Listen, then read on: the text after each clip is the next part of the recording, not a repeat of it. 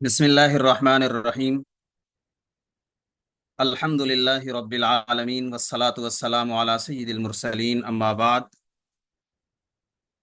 فاعوذ باللہ من الشیطان الرجیم بسم اللہ الرحمن الرحیم سبحانک لا علم لنا الا ما علمتنا انک انت العلیم الحکیم ربنا زدنا علما ربنا زدنا علما ربنا زدنا علما۔ یہ ہمارے تمہیدی کورس برائے گرامر فہمی کا معرب اور مبنی سے متعلق سبق ہے۔ معرب اور مبنی کے متعلق ابتدائی باتیں ہم نے پڑھ لی تھی۔ معرب کی تعریف بھی ہو گئی تھی، مبنی کی تعریف بھی ہو گئی تھی۔ اب یہاں پر اس سبق میں ہم نے معرب اور مبنی کو کچھ تفصیل کے ساتھ بیان کیے ہیں۔ سب سے پہلی بات یہ کہ اس کو معرب پڑھنا ہے۔ معرب، معرب کا معنی ہوتا ہے اعراب دیا ہوا، جس کو اعراب دیا گیا۔ اگر را کی تشدید کے ساتھ آپ پڑھیں گے معرب، اگر آپ نے اس کو معرب پڑھ دیا تو اس کا معنی ہوگا کہ ایسا اجمی لفظ جس کو عربی بنایا گیا ہو۔ معرب پڑھ دیا تو اس کا معنی ہو جائے گا ایسا اجمی لفظ جس کو عربی بنایا گیا۔ اردو سے یا کسی بھی دوسری زبان سے جس عبارت کا عربی کی طرف ترجمہ کیا جاتا ہے اس کو تعریب کہتے ہیں۔ عرب یعرب، تعریب، تعریب کرنا۔ ایک ہوتا ہے ترجمہ کرنا، عربی سے کسی دوسری زبان کی طرف جانا، اس کو ترجمہ کہتے ہیں، اور کسی بھی دوسری زبان سے عربی کی طرف جانا اس کو تعریب کہتے ہیں۔ کسی بھی دوسری زبان سے عربی کی طرف جانا، عربی بنانا اس کو تعریب کہتے ہیں، اور عربی کا ترجمہ کرنا، عربی سے کسی اور زبان کی طرف جانا، اس کو ترجمہ کہتے ہیں۔ یہ دو عنوان عموماً بیان کیے جاتے ہیں، ترجمہ اور تعریب۔ ترجمہ اور تعریب۔ تعریب کا مطلب عربی کی طرف جانا کسی اور زبان سے، جیسے ہم اردو کا ترجمہ کرتے ہیں عربی میں، اور ترجمے کا مطلب یہ ہے کہ عربی سے کسی اور زبان کی طرف جانا، عربی کا ترجمہ کر دینا، اس کا معنی بتا دینا۔ عربی کی طرف جانے کو تعریب کہتے ہیں، یہ آسان تعریف ہے اس کی۔ تو اگر آپ اس کو معرب پڑھیں گے تو معرب کا معنی ہو جائے گا تعریب کیا ہوا، عربی کیا ہوا، یعنی ایسا اجمی لفظ یا اجمی عبارت جس کی عربی بنائی گئی ہو۔ اس لیے اس کو معرب نہیں پڑھنا، اس کو معرب پڑھنا ہے۔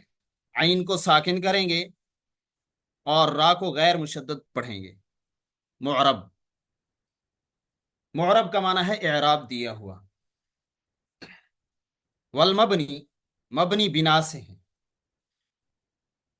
بنا مبنی ہونے کو کہتے ہیں۔ ویسے عربی میں بنا عمارت کو کہتے ہیں جو ٹھہری ہوئی ہوتی ہے ایک جگہ پہ۔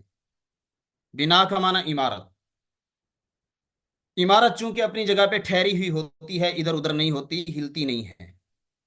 اسی طرح مبنی بھی عمارت کی طرح پکا ہے کہ جس حالت پہ آ جاتا ہے بس اسی پہ قائم رہتا ہے، چاہے عامل کوئی بھی آ جائے یہ تبدیل نہیں ہوتا۔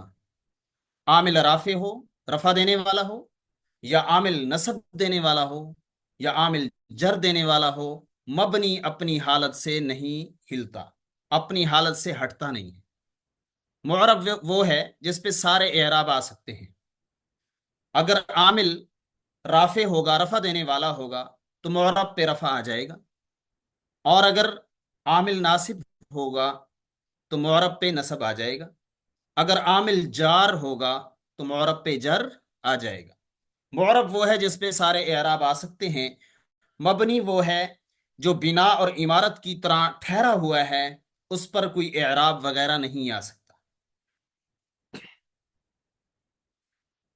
کلمے کی دو قسمیں ہیں، معرب اور مبنی۔ یہ کلمے کی ایک اور تقسیم ہے۔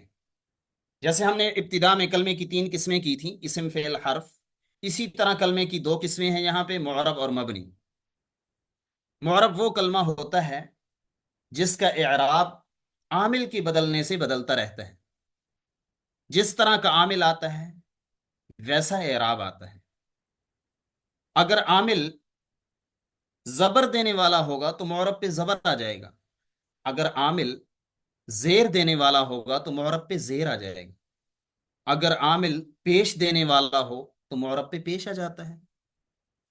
معرب وہ کلمہ ہے جس کا اعراب بدلتا ہے، معرب ہے ہی اعراب سے، اعراب باب افعال کا مصدر ہے، اور معرب اسم مفعول ہے، معرب مانے اعراب دیا ہوا۔ تو معرب کی تعریف جس کا اعراب عامل کے بدلنے سے بدلتا رہتا ہے۔ اگر عامل رافع ہو، رفع دینے والا ہو تو معرب مرفوع ہوگا، اگر عامل ناصب ہو، نصب دینے والا ہو تو معرب منصوب ہوگا، اور اگر عامل جار ہو، جر دینے والا تو معرب مجرور ہوگا۔ اسی طرح اگر عامل جازم ہوگا، جزم دینے والا ہوگا تو معرب مجزوم ہوگا۔ جس طرح کا عامل آئے گا معرب پر اسی طرح کا اثر ظاہر ہوگا۔ معرب وہ ہے جو اثر لیتا ہے، جس پر اثر ظاہر ہوتا ہے، ہمیں نظر آتا ہے، اور مبنی وہ ہوتا ہے جس پر اثر ظاہر نہیں ہوتا، وہ اثر لیتا نہیں ہے۔ چاہے رافع آ جائے، عامل جیسا بھی ہو، چاہے رافع ہو، ناصب ہو، جار ہو یا جازم ہو، جس طرح کا بھی عامل آ جائے، جیسے عوامل آتے رہیں، جیسے تبدیل ہوتے رہیں، مبنی کو اس سے کوئی فرق اور اثر نہیں پڑتا۔ البتہ معرب وہ ہے جو اس کا اثر قبول کرتا ہے، عامل کے اثر کو لیتا ہے، عامل کو دیکھتا ہے عامل کیسا ہے۔ اگر عامل پیش دینے والا ہے تو معرب پہ پیش آ جاتا ہے، اگر عامل زبر دینے والا ہے معرب پہ زبر آ جاتا ہے، اگر عامل زیر دینے والا ہے معرب کے نیچے زیر آ جاتی، اگر جزم دینے والا ہے عامل تو معرب پہ جزم آ جاتا ہے۔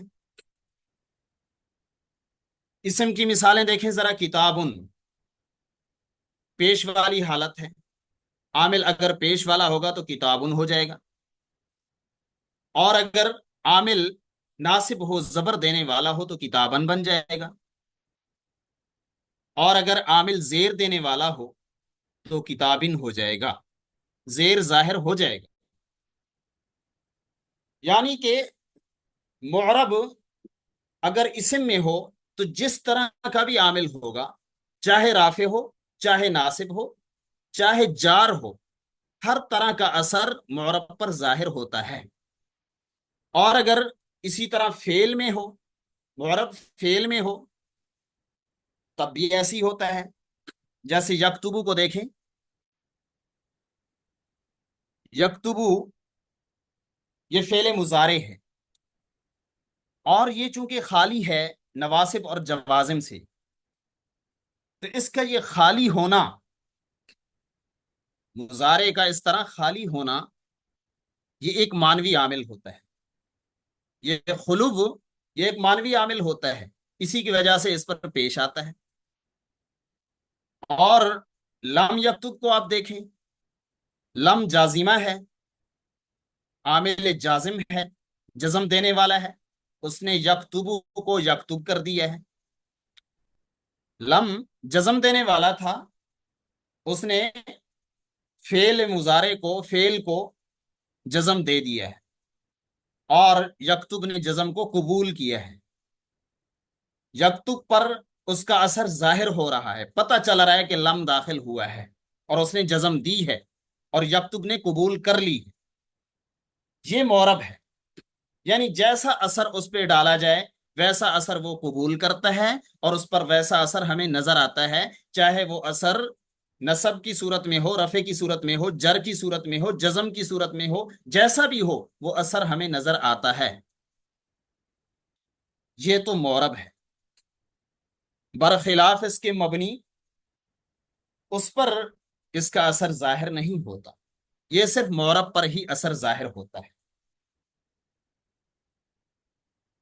چاہے معرب اسم میں ہو، چاہے فعل میں ہو، یہ آگے آ جائے گا کہ معرب کی اقسام کیا ہیں، چاہے جیسا بھی معرب ہو اس پر اثرات ظاہر ہوں گے، उस पर हमें आमिल के बदलने की वजह से तब्दीली नजर आएगी, बरखिलाफ मबनी के कि वहां पर कोई तब्दीली नहीं आएगी। जैसा असलन होगा वैसे ही रहेगा, चाहे आमिल जो भी आता रहे। अब ये बार बार आमिल की बात की जा रही है, तो चंद इस्तिलाहात देख लें। आमिल किसको कहते हैं? आमिल वो है जिसकी वजह से मोरब के आखिर में तब्दीली हो, जिसकी वजह से मोरब के आखिर में तब्दीली होती है, उसे आमिल कहते हैं। मिसाल से बात वाज़ेह होगी। मामूल क्या है? मामूल इसमें मफूल का सीगा है, आमिल इसमें फाइल का है। मामूल वो है,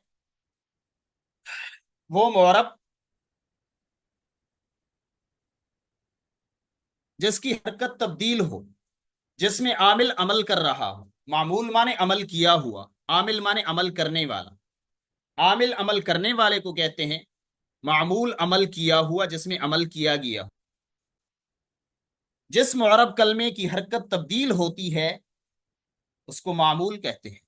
जिस पर कोई आमिल दाखिल होता है उसको मामूल कहते हैं।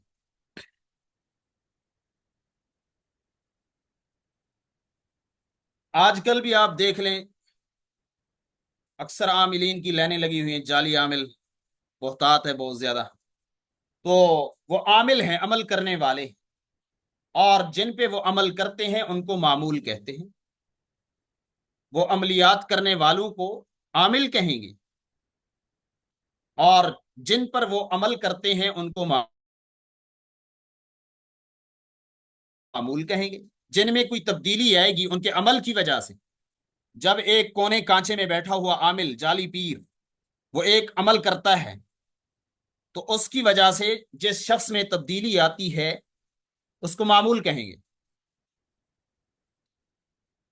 वो किसी तरह की भी तब्दीली हो सकती है।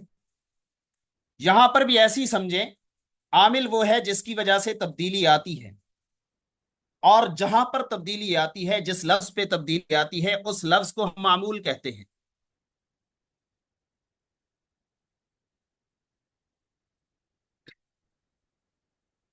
महल्ले एराब क्या है?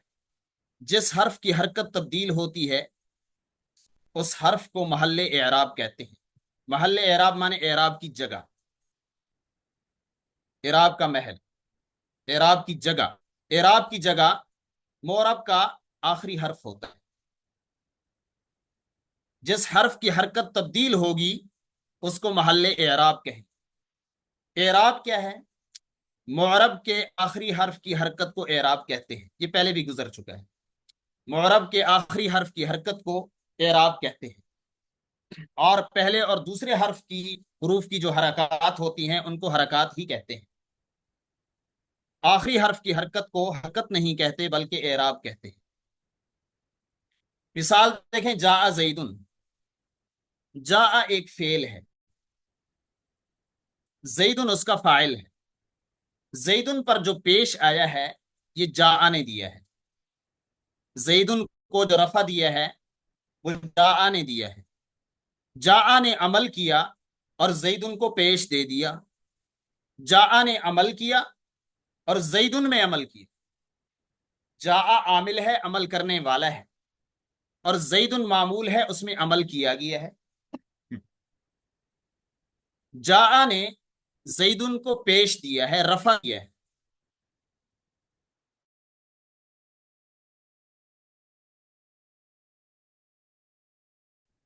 इसी वजह से मामूल कहेंगे। और हम ये भी कहेंगे कि जा आमिल राफे है, रफा देने वाला आमिल है। जैदुन को इसने रफा दिया है, आमिल राफे है। जैदुन इसका मामूल है, जैदुन इसका मामूल है। और जैद के आखिर में जो दाल है ये महल्ले एराब है, उसी पर एराब जाहिर हो रहा।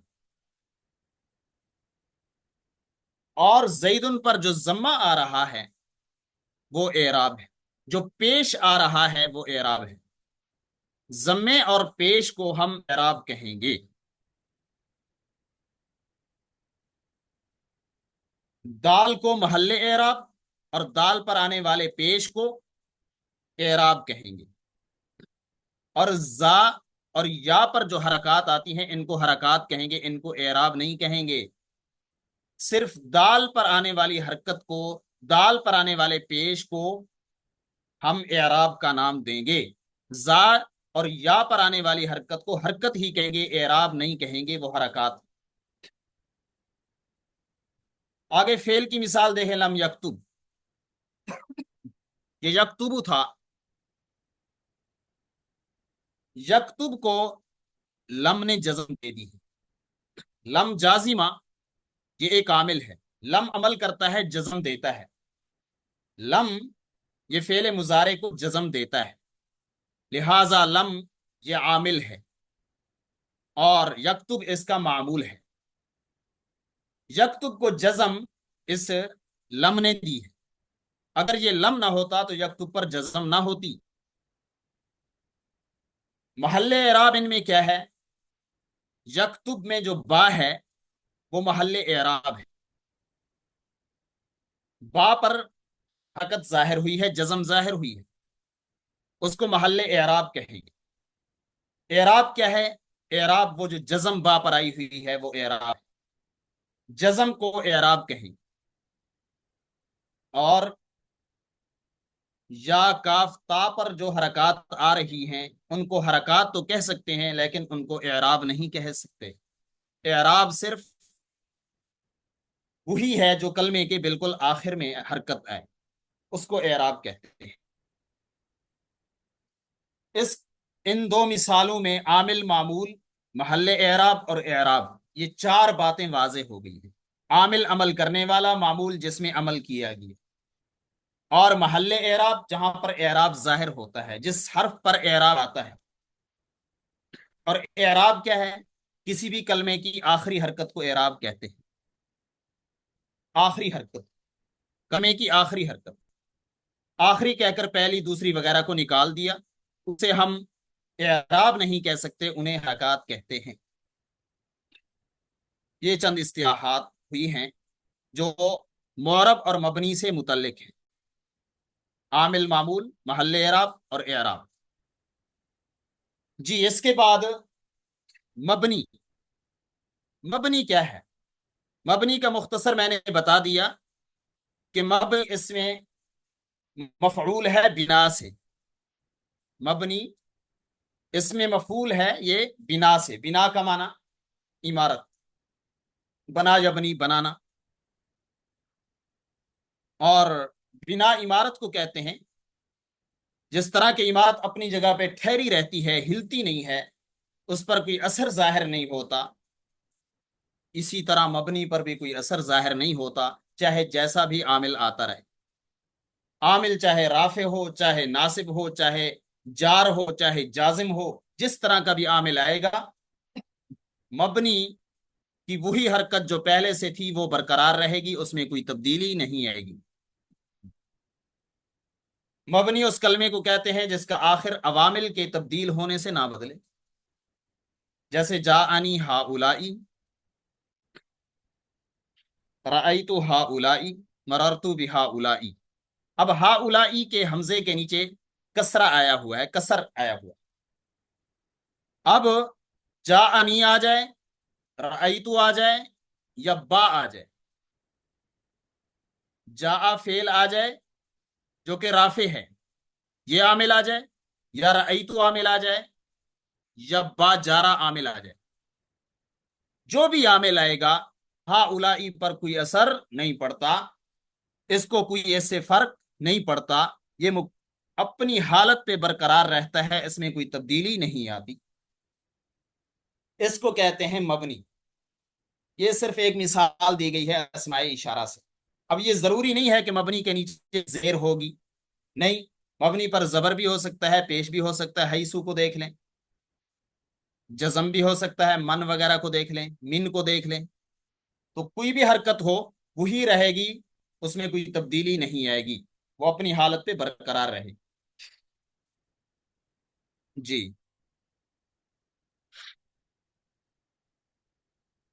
معرب و مبنی کی اقسام۔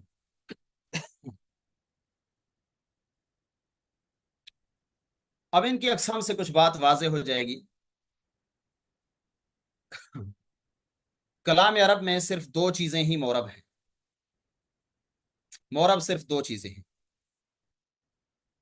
نمبر ایک اسم متمکن، لیکن اس کے لیے شرط یہ ہے کہ ترکیب میں واقع ہو. اسم متمکن، اس کی وضاحت ہو جائے گی اسم متمکن کسے کہتے ہیں، اسم غیر متمکن کس کو کہتے ہیں، فی الحال اس کو چھوڑ دیں. اسم متمکن، اس کے لیے شرط یہ ہے کہ ترکیب میں واقع ہو، کسی کلام کے اندر واقع ہو، اکیلا نہ ہو. اگر اکیلا ہوگا تو پھر وہ معرب نہیں ہوگا. جیسے ہربت حسینہ، بنگلہ دیش کی حسینہ بھاگ گئی. ہربت حسینہ، بھاگ گئی حسینہ. اب یہ حسینہ اس میں متمکن ہے اور یہاں پر یہ ترکیب میں واقع ہوا ہے.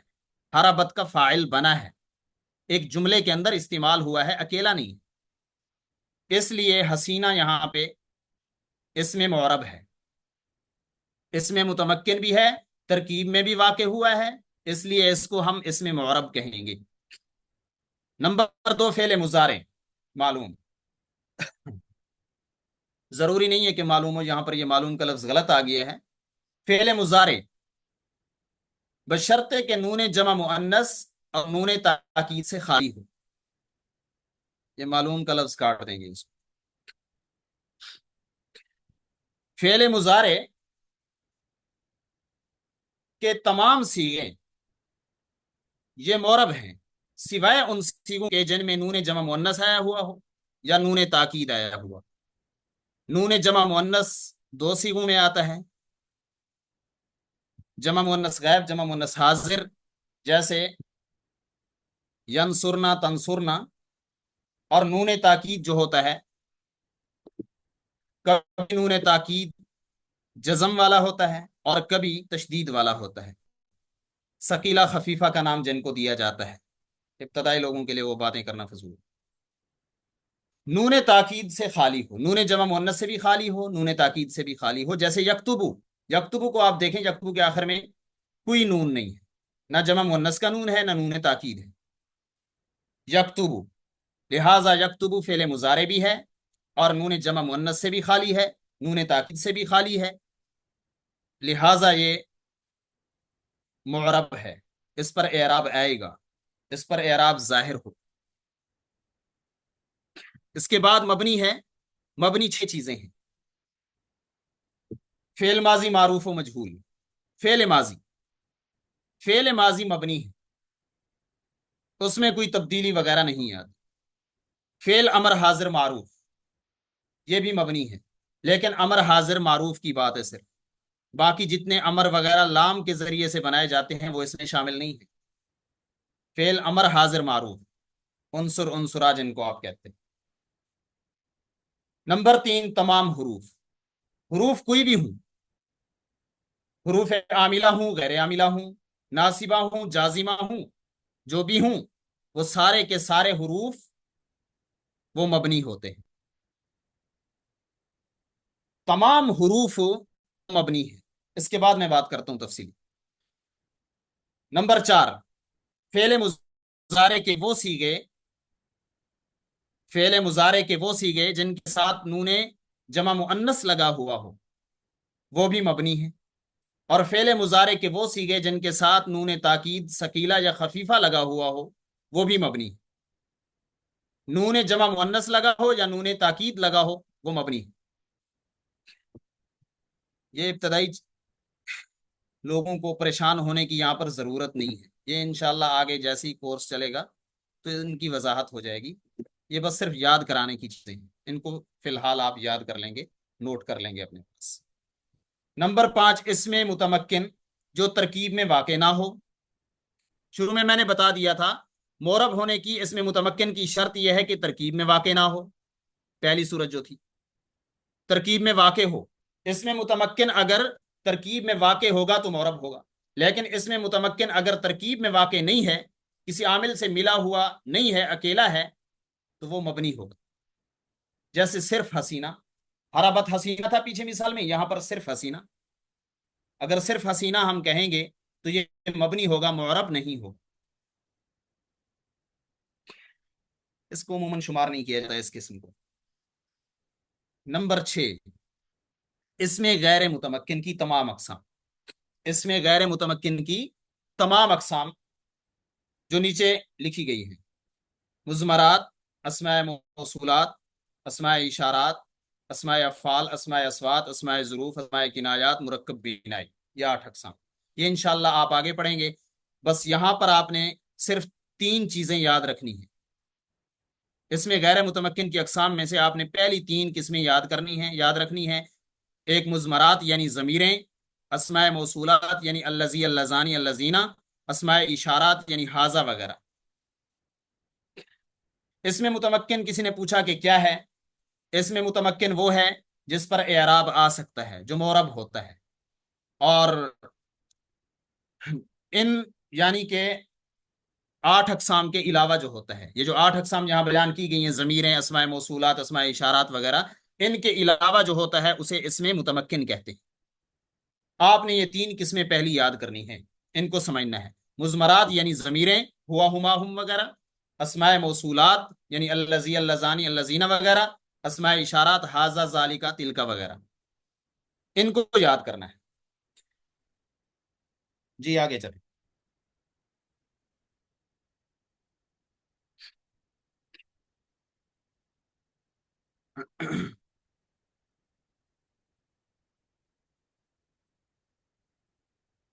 جی جی، جدول آپ دیکھیں. کلمے کی 2 قسمیں ہیں، یا کلمہ معرب ہوگا یا مبنی ہوگا.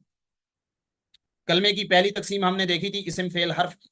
یہاں پر ہم نے کلمے کو تقسیم کی ہے معرب اور مبنی کی طرف. جی آگے چلیں.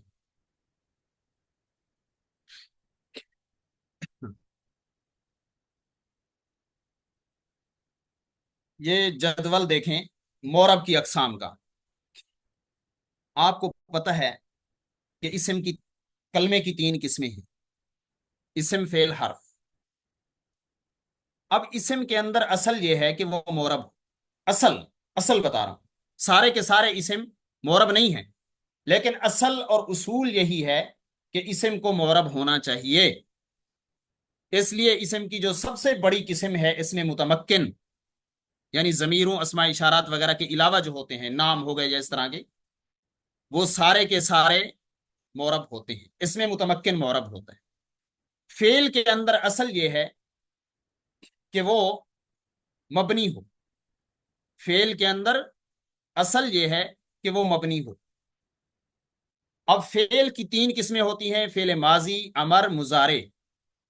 اب ماضی بھی مبنی ہے، امر بھی مبنی ہے، بس فعل کی قسم وہ بھی تھوڑی سی، مکمل نہیں، فعل مضارع